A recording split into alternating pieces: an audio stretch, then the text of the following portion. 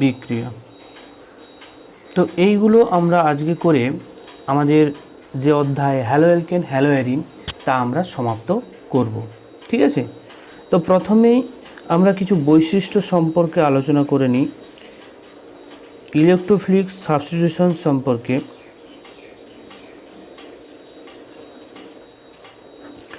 বৈশিষ্ট্যগুলো কি কি দেখো, ইলেকট্রোফিলিক প্রতিস্থাপনের ক্ষেত্রে হ্যালোজেন পরমাণু কিন্তু একটা অস্বাভাবিক ক্যারেক্টার দেখাবে। ঠিক আছে, কীরকম ক্যারেক্টার দেখায়? অস্বাভাবিক বলতে কি এখানে? ঠিক আছে, দেখো সক্রিয়তার যদি আমরা হ্রাসকারী কোনো গ্রুপ অর্থাৎ ডিঅ্যাক্টিভেটেড গ্রুপ যদি আমরা রাখি, ডিঅ্যাক্টিভেটেড বা যেটাকে আমরা সক্রিয়তা হ্রাসকারী গ্রুপ বলি, সেই গ্রুপের যদি উপস্থিতি আমাদের কোনো বেঞ্জিন বলে উপস্থিত থাকে, ঠিক আছে, সেই উপস্থিতি থাকার সত্ত্বেও কিন্তু আমরা অর্থ বা প্যারা নির্দেশক গ্রুপ হিসেবে ওই যে ডিঅ্যাক্টিভেটেড গ্রুপটাকে আমরা নিয়েছি, তা কিন্তু ডিঅ্যাক্টিভেটেড গ্রুপ হওয়া সত্ত্বেও অর্থ প্যারা ডাইরেক্টিং গ্রুপ হিসেবে কাজ করে।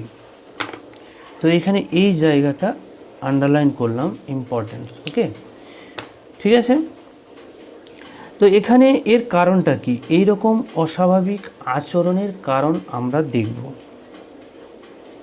ঠিক আছে, কারণটা কি? যে ডিঅ্যাক্টিভেটেড গ্রুপ আমরা ব্যবহার করেছি, সেই ডিঅ্যাক্টিভেটেড গ্রুপটি দেখো, যদি আমরা ডিঅ্যাক্টিভেটেড গ্রুপ হিসেবে NO2 গ্রুপকে নিই, ঠিক আছে, তো NO2 গ্রুপের ক্ষেত্রে যদি বেঞ্জিন বলয়ে অবস্থান করে, তখন এই বেঞ্জিন বলয়ের ইলেকট্রনের কিন্তু ঘনত্বটাকে এই ডিঅ্যাক্টিভেটেড গ্রুপ কি করবে? নিজের দিকে টেনে নেয়। এটা আমরা আগেও আলোচনা করেছি, এখনও তোমরা দেখতে পাচ্ছ। ঠিক আছে, যেহেতু রেজোন্যান্স করে ইলেকট্রন ঘনত্বটাকে নিজের দিকে টানবে। ঠিক আছে, এইভাবে টানে, ফলে একে আমরা ডিঅ্যাক্টিভেটেড গ্রুপ বলি। ক্লিয়ার? যদি আমরা NO2-র পরিবর্তে ধরলাম আমরা ব্যবহার করলাম হ্যালোজেন, যেমন ফ্লোরিন, ক্লোরিন, ব্রোমিন, আয়োডিন, এইগুলো কি সমস্ত হ্যালোজেন। তো এই হ্যালোজেন মৌলগুলো যদি অবস্থান করে বেঞ্জিন বলয়ের সাথে, তখন কিন্তু আমরা দেখব যে হ্যালোজেন গ্রুপগুলোর একটা তড়িৎ ঋণাত্মকতা বর্তমান। তো তড়িৎ ঋণাত্মকতার জন্য কিন্তু হ্যালোজেন গ্রুপগুলোর কি হয়? মাইনাস আই এফেক্ট বর্তমান থাকে। তো এই মাইনাস আই এফেক্টের দ্বারা ইলেকট্রনের ডেনসিটি নিজের দিকে টানবে, প্লাস তার সাথে সাথে এই যে আমরা এক্স গ্রুপ নিয়েছি, এক্স বলতে এখানে হ্যালোজেনকে বোঝাচ্ছে, হ্যালোজেনের যে লোন পেয়ার অবস্থান করে, সেই লোন পেয়ার দিয়ে কিন্তু প্লাস আর এফেক্ট ঘটায়, অর্থাৎ রেজোনেন্সের মাধ্যমে কি হয়? অংশগ্রহণ করবে বেঞ্জিন বলয়ের সাথে। ফলে এই হ্যালোজেনের ক্ষেত্রে দুটো এফেক্ট আমরা দেখতে পাচ্ছি, একটা মাইনাস আই এফেক্ট আর একটা হচ্ছে প্লাস আর এফেক্ট। তো এই দুটো এফেক্টের মধ্যে ক্রিয়াশীল হওয়ার জন্যই একটা হচ্ছে ইলেকট্রন গাঢ়ত্বটাকে বেঞ্জিন বলয় থেকে নিজের দিকে টানছে, আরেকটা কি? রেজোনেন্সের দ্বারা ইলেকট্রন গাঢ়ত্বটাকে বেঞ্জিন বলয়ের মধ্যে আবদ্ধ করছে। এই দুটো এফেক্টের জন্যই কিন্তু এই হ্যালোজেন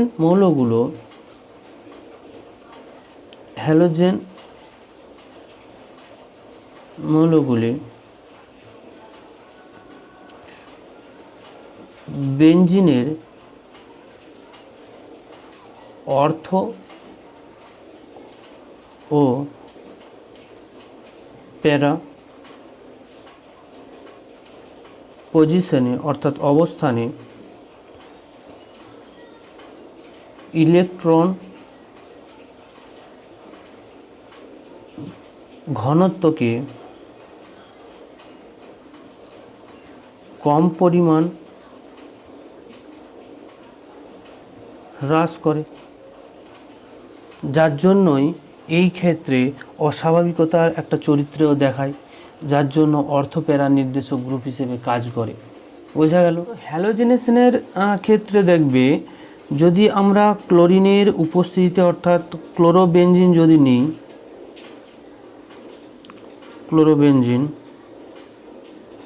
সেই ক্লোরোবেনজিন নিয়ে তাতে যদি আবার আমরা ক্লোরিনের সংযোজন ঘটাই বেনজিন বলয়ের মধ্যে, ফেরিক ক্লোরাইড অনার্দ্র নিয়ে, ঠিক আছে, তাহলে দেখবে দুটো প্রোডাক্ট আমরা বিশেষ করে পেয়ে থাকি।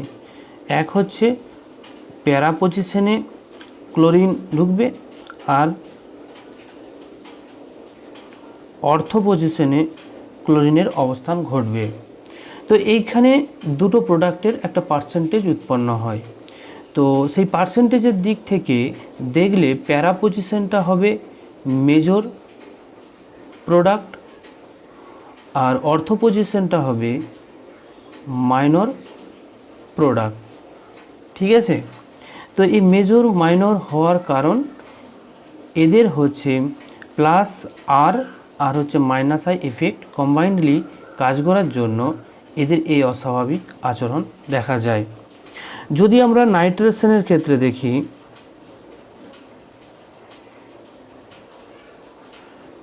নাইট্রেশনের ক্ষেত্রে কি হবে, এই ক্লোরোবেনজিনের মধ্যেই আমরা নাইট্রেশন ঘটাবো, অর্থাৎ NO2 গ্রুপের তোমার প্রতিস্থাপন ঘটাবো।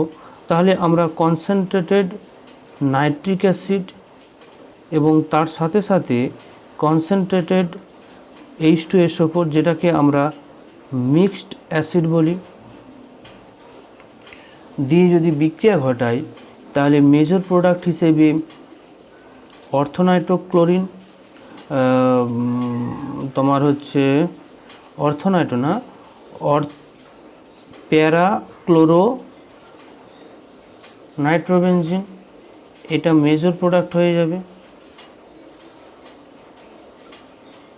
আর অর্থটা হয়ে যাবে তখন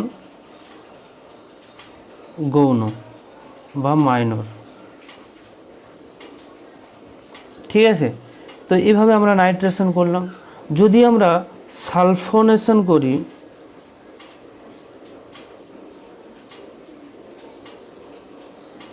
সালফোনেশন, সেই ক্ষেত্রে আমরা কনসেন্ট্রেটেড H2SO4 সালফিউরিক অ্যাসিড ব্যবহার করলেই হবে।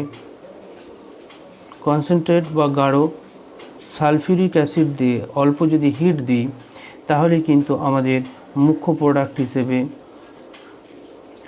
তোমার হচ্ছে প্যারা পজিশনে সালফোনেশন ঘটবে, যেটা হয়ে যাবে মেজর প্রোডাক্ট। আর মাইনর হিসেবে অর্থ পজিশনে সালফোনেশন ঘটবে, যেটা হয়ে যাবে মাইনর প্রোডাক্ট। তাহলে এইভাবে কিন্তু আমরা সালফোনেশন, হ্যালোজিনেশন, নাইট্রেশনগুলো দেখতে পারি।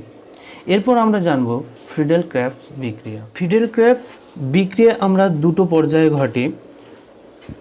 প্রথম দুটো ধরনের বিক্রিয়া, পর্যায়ে ভুল বললাম, দুই ধরনের বিক্রিয়া। এক হচ্ছে অ্যালকাইলেশন,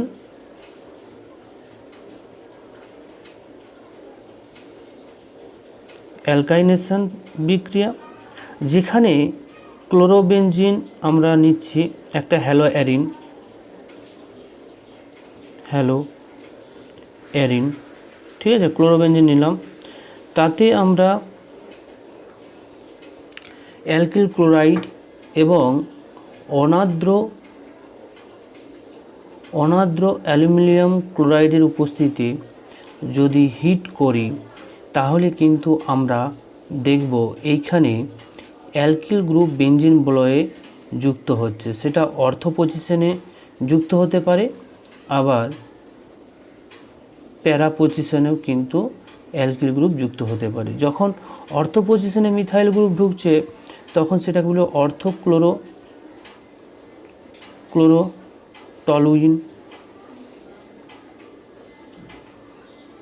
যখন প্যারা পজিশনে যুক্ত হবে, তখন তাকে বলবো প্যারা ক্লোরোটলুইন,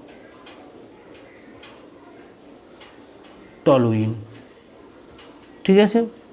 এখানে প্যারা পজিশনে যে অ্যালকিল গ্রুপটা ঢুকবে, সেটা হয়ে যাবে মেজর প্রোডাক্ট, মেজর লিখছে শুধু, আর যেটা অর্থ পজিশনে অ্যালকিল গ্রুপ বা মিথাইল গ্রুপ ঢুকেছে সেটা হয়ে যাবে মাইনর প্রোডাক্ট। তো এইখানে আমরা দেখতে পাচ্ছি যে বেঞ্জিন বলয়ের মধ্যে আমরা অ্যালকিল গ্রুপকে কিন্তু সরাসরি প্রতিস্থাপন ঘটাতে পারলাম অ্যালকাইলেশন দ্বারা। কি অ্যালকাইলেশন? ফিডেল ক্রাফট অ্যালকাইলেশন দ্বারা। দ্বিতীয় যে বিক্রিয়াটা হবে সেটা হবে কি? সেটা হবে অ্যাসাইলেশন।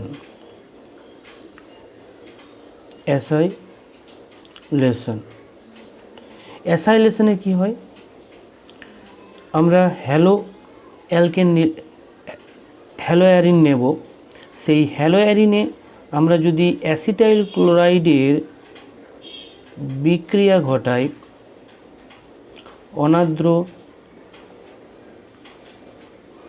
অ্যালুমিনিয়াম ক্লোরাইডের উপস্থিতিতে অল্প হিট দিই, এই ক্ষেত্রে কিন্তু তোমার এই অংশটা অ্যাসিটাইল যে অংশ, সেই অংশটা পুরোটাই কিন্তু বেঞ্জিন বলয়ে যুক্ত হয়, প্রতিস্থাপিত হয়। সেটা অর্থ পজিশনেও হতে পারে, আবার প্যারা পজিশনেও হতে পারে। ঠিক আছে, দুটো প্রোডাক্টই উৎপন্ন হবে কিন্তু পার্সেন্টেজ থাকবে। তাদের মধ্যে প্যারা প্রোডাক্টের যে পার্সেন্টেজ সেটা কিন্তু মেজর হয়, অর্থাৎ মুখ্য হয়, আর অর্থ পজিশনে যেটা হবে সেটা গৌণ বা মাইনর হবে। ঠিক আছে, তাহলে আমরা দুটো দেখলাম ধরন, যে ফিডেল ক্রাফট বিক্রিয়া, এক হচ্ছে অ্যালকাইলেশন আর একটা অ্যাসাইলেশন। এই দুই ধরনের ফিডেল ক্রাফট বিক্রিয়া হয়, তার উদাহরণ দেখলে। এবার যদি আরও এক্সট্রা জানতে চাও তাহলে বইটা একটু দেখবে, বইয়ে দেখবে আরও অনেক উদাহরণ কয়েকটা দেওয়া আছে। ক্লিয়ার? এরপর আমরা জানব ধাতুর সাথে বিক্রিয়া। তো প্রথমেই আমরা যে ধাতুর সাথে বিক্রিয়া দেখব তা হচ্ছে সোডিয়াম ধাতুর সাথে বিক্রিয়া, অর্থাৎ সোডিয়ামের সঙ্গে বিক্রিয়া। ঠিক আছে, তো সোডিয়ামের সঙ্গে বিক্রিয়া এরকম দেখা যায়, কিছু উদাহরণ বা বিক্রিয়া আছে যেগুলো হচ্ছে নেম রিঅ্যাকশন কয়েকটা, যেমন হচ্ছে প্রথমে জানব উর্জ ফিডিক বিক্রিয়া।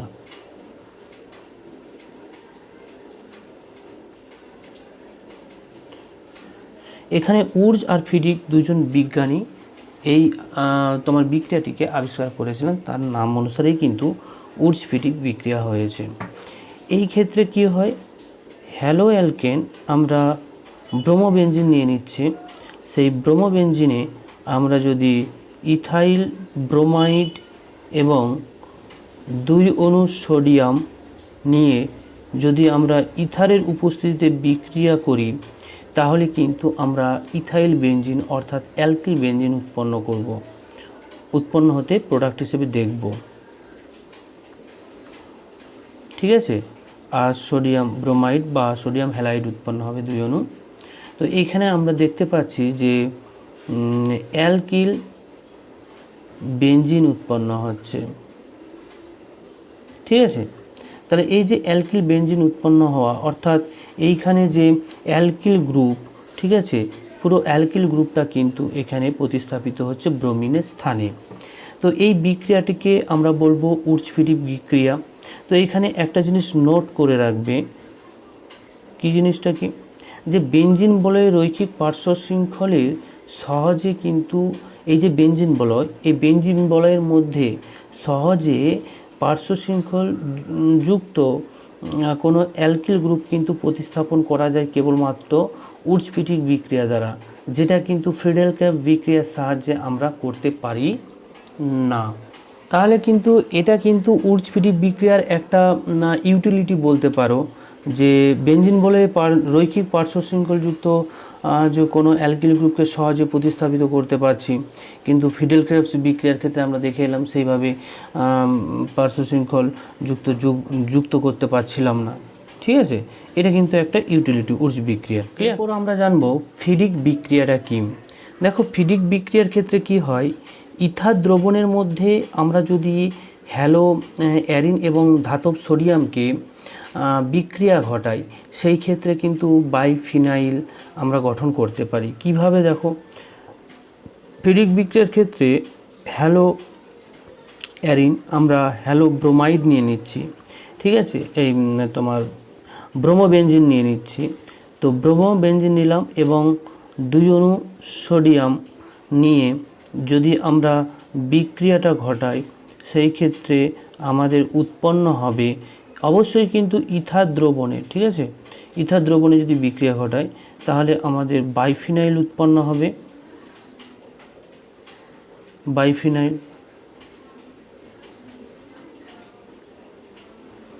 আর হচ্ছে সোডিয়াম ব্রোমাইড 2 অণু কীভাবে উৎপন্ন হচ্ছে দেখো। ফিডিক বিক্রিয়ার ক্ষেত্রে এই যে তোমার হ্যালো অ্যারিনে উপস্থিত যে হ্যালোজেন, যেহেতু 2 অণু আমরা নিয়েছি হ্যালো অ্যারিন, তো প্রত্যেক থেকে একটা করে হ্যালোজেন, 2 হ্যালোজেন আর 2 হচ্ছে সোডিয়াম, পরস্পর এরা কী হবে সোডিয়াম ব্রোমাইড উৎপন্ন করে এবং এই যে অংশ তোমার হচ্ছে বেঞ্জিন বলয় আর এই বেঞ্জিন বলয় পরস্পর যুক্ত হয়ে গিয়ে বাইফিনাইল উৎপন্ন করে।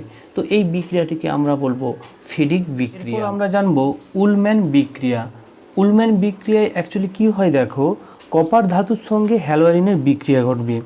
এখানে হ্যালো অ্যারিন আমরা যেটাই নেব না কেন সেই হ্যালো অ্যারিনের সাথে কপারের বিক্রিয়া ঘটবে।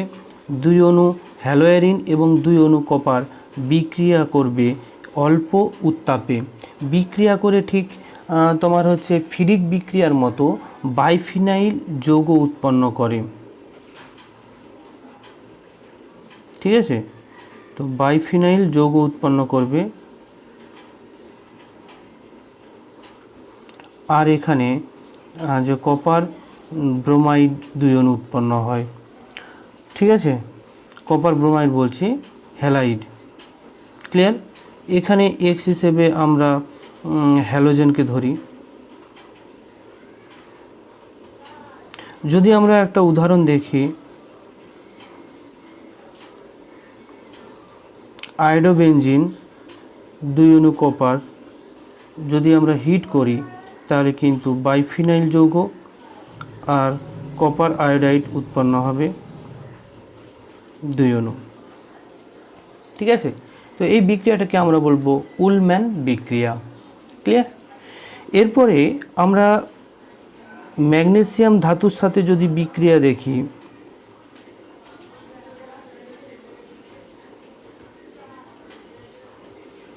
ম্যাগনেসিয়াম ধাতুর সাথে বিক্রিয়া, তো আমরা ব্রোমোবেনজিন নেব এবং তাতে Mg ম্যাগনেসিয়াম আর শুষ্ক ইথার নিয়ে অল্প হিট করি, তাহলে বিক্রিয়ায় কিন্তু আমাদের গ্রিগনার্ড রিয়েজেন্ট অর্থাৎ গ্রিগনার্ড বিকারক তৈরি হয়, ঠিক আছে, যেটার নাম হচ্ছে phenyl magnesium iodide, phenyl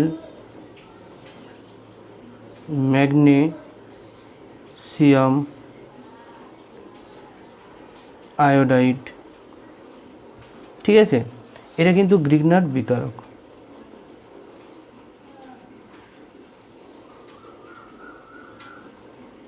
clear.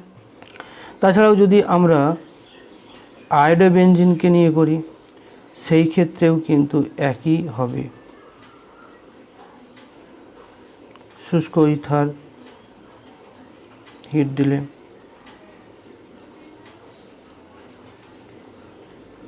Phenyl magnesium iodide উৎপন্ন করে, ঠিক আছে। ও আচ্ছা আচ্ছা সরি, এটা ব্রোমাইড হবে, এটা হয়ে যাবে iodide, phenyl magnesium iodide, clear. তো এইভাবে ম্যাগনেসিয়ামও কিন্তু বিক্রিয়ায় অংশগ্রহণ করে। যদি আমরা লিথিয়াম ধাতুর সাথে বিক্রিয়া দেখি হ্যালো অ্যারিনের, সেই ক্ষেত্রে কিন্তু বিক্রিয়াটা একটু আলাদা হবে। সেটা কীরকম হবে দেখো, ব্রোমোবেনজিন এবং লিথিয়াম 2 অণু নিয়ে যদি শুষ্ক ইথারের উপস্থিতিতে আমরা বিক্রিয়া ঘটাই তাহলে কিন্তু আমাদের এখানে ফিনাইল লিথিয়াম উৎপন্ন হয় আর লিথিয়াম ব্রোমাইড উৎপন্ন হয়। তো এই জায়গাটা লক্ষ্য রাখবে, কারণ সবকটা বিক্রিয়াতেই আমরা দেখলাম যে ম্যাগনেসিয়ামের সাথে যখন বিক্রিয়া করছে তখন গ্রিনার রিয়েজেন্ট করছে। আবার যখন আমরা কপারের সাথে বিক্রিয়া ঘটাচ্ছি তখন বাইফিনাইল উৎপন্ন করছে।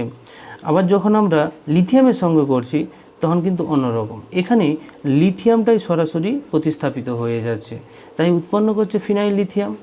ঠিক আছে, এই জন্য এটা একটু মনে রাখবে, একটু আলাদা ধরনের। ক্লিয়ার? এরপর আমরা জানবো পলি হ্যালোজেন যৌগ। দেখো, পলি হ্যালোজেন যৌগ অনেকগুলো আছে। ডাইক্লোরোমিথেন বা যেটাকে আমরা মিথাইল ক্লোরাইড বলি, বা ট্রাইক্লোরোমিথেন যেটাকে আমরা ক্লোরোফর্ম বলি, বা আয়োডোফর্ম, ঠিক আছে, ট্রাইআইডি মিথেন বা টেট্রাক্লোরোমিথেন, এগুলো সমস্ত কিছুই আছে, তাদের মধ্যে ফ্রেয়নও আছে। তো আমি কয়েকটি গুরুত্বপূর্ণ পলিহ্যালোজেনের মধ্যে আলোচনা করছি, যেগুলো সাধারণত তোমাদের পরীক্ষায় বিগত সালে এসেছে সেই সমস্ত জিনিস। বাকিগুলো তোমরা নিজেরাই বই থেকে একটু দেখে নেবে। ক্লিয়ার? তো প্রথমে যে প্রশ্নটা দেখো, যে ক্লোরোফর্মকে কিভাবে সংরক্ষণ করা হয়। দেখো, ক্লোরোফর্মকে সংরক্ষণ করার জন্য সামান্য পরিমাণ 0.6% থেকে 1% বিশুদ্ধ ইথাইল অ্যালকোহল মিশিয়ে গাঢ় একটা বাদামি বর্ণের রঙের বোতলে কিন্তু বায়ুনিরুদ্ধভাবে রাখা হয় একটা অন্ধকার স্থানে, শীতল অবস্থাতে। ঠিক আছে, এইভাবে সংরক্ষণ করা হয়। তাহলে ক্লোরোফর্মকে এইভাবে সংরক্ষণ করার কারণটা কি? দেখো, যদি আমরা কারণ খুঁজে বেড়াই তাহলে কারণটা হচ্ছে, দেখো, ক্লোরোফর্ম আলো এবং বায়ুর উপস্থিতিতে ক্লোরোফর্ম কী হয়, ধীরে ধীরে জারিত হতে থাকে এবং জারিত হয়ে অতি বিষাক্ত পরিমাণ ফসজিন গ্যাসের উৎপত্তি ঘটায়।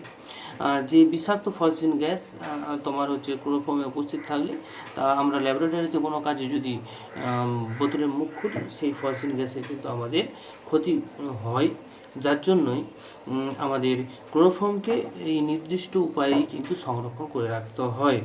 ঠিক আছে, তো ক্লোরোফর্ম বায়ুর অক্সিজেনের যে উপস্থিতিতে আলোর সহযোগিতায় কি হবে, ফসজিন গ্যাস উৎপন্ন করবে। ঠিক আছে, ফসজিন গ্যাস, যেটাকে কার্বনিল ক্লোরাইড বলা হয়।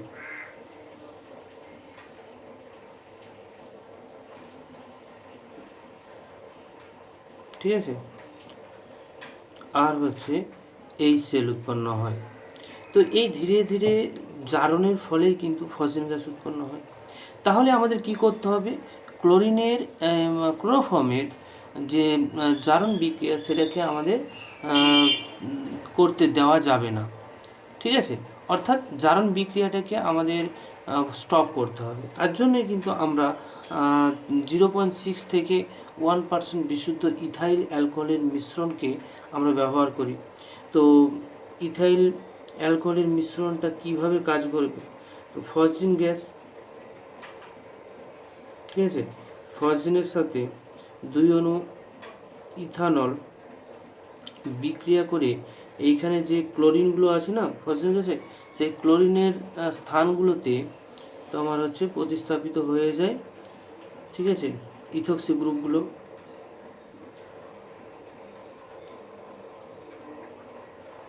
ফলে ফসজিন গ্যাসের সক্রিয়তা কমে যায় এবং এই সেল উৎপন্ন হয়। এটা হয়ে যাবে ডাই ইথাইল কার্বনেট। ফলে এর যে সক্রিয়তা ছিল, অতি সক্রিয় ছিল, এটা হয়ে যাবে নিষ্ক্রিয়,